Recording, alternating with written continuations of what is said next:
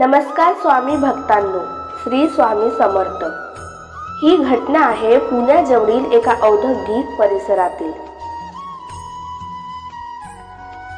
गणेश शिंदे नावाचा एक सामान्य कामगार सरळ मार्गी पण स्वाभिमानी कामावर मेहनत करणारा, पण एका सहकार्याशी त्याचा जुना वाद होता।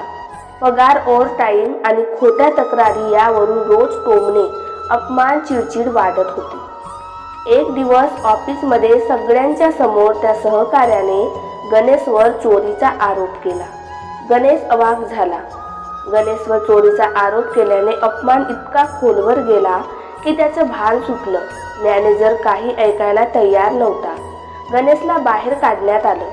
त्या संध्याकाळी गणेश घरी गेला, पण घर त्याला घर वाटत नव्हतं। डोळ्यांसमोर तोच अपमान, सगळ्यांसमोर चोर ठरवलं। राग मनात साचत गेला। रात्री उशिरा गणेश त्या सहकार्याला जाब विचारायला निघाला। हातात लोखंडी रॉड होता, मनात एकच विचार, आज काहीतरी होणार। रस्त्यावर अंधार होता, पावसाची रिमझिम सुरू होती। समोरून तो सहकारी दिसताच गणेशचा राग उफाळून आला। तो धावत गेला, हात उगारला आणि त्या क्षणी कोणीतरी त्याचा हात घट्ट पकडला। गणेश दचकला, मागे वळून पाहिलं, एक साधू सारखा माणूस उभा होता। साधे कपडे, अंगावर पांढरा कपडा, चेहऱ्यावर विलक्षण शांतता।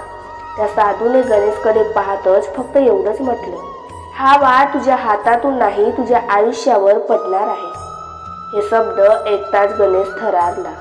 त्याच्या हातातून रॉड खाली पडला। समोरचा माणूस घाबरून मागे सरकला आणि पळून गेला। गणेश त्या जागीच बसून राहिला। डोकं फिरत होतं। तो साधू काही बोलणार इतक्यातच तो तिथे नव्हताच। जणू तो क्षणात नाहीसा झाला। गणेश घरी परतला। पूर्ण रात्र झोप लागली नाही। दुसऱ्या दिवशी सकाळी तो सहज टीव्ही चालू करून बसला। अचानक अक्कलकोट स्वामी समर्थाचा कार्यक्रम सुरू होता। गणेशचा श्वास थांबला, कारण टीव्हीवर दिसणारा चेहरा काल रात्री त्याने त्याचा हात पकडला होता तोच होता। गणेश अक्षरशः कोसळला, महाराज तुम्ही मला वाचवलं। काही दिवसांनी ऑफिसमधून फोन आला, चौकशी झाली होती, खरा दोषी सापडला होता। गणेश निर्दोष ठरला होता। नोकरी परत मिळाली। ज्याने आरोप केला होता त्याची माफी मागितली गेली।